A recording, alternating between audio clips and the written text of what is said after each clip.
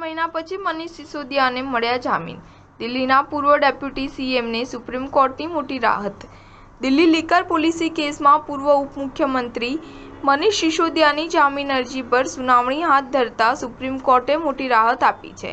17 મહિના બાદ આખરે મનીષ સિસોદિયાને જામીન મળી ગયા છે।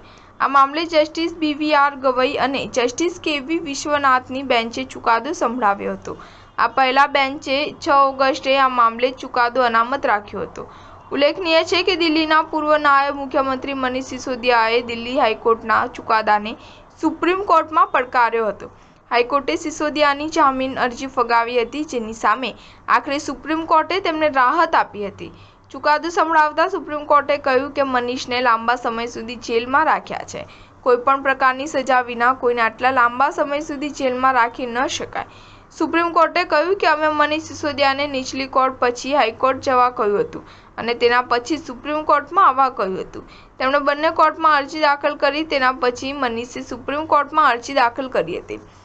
પહેલા આદેશ અનુસાર 6 થી 8 મહિનાની મુદત વીતી ગઈ છે।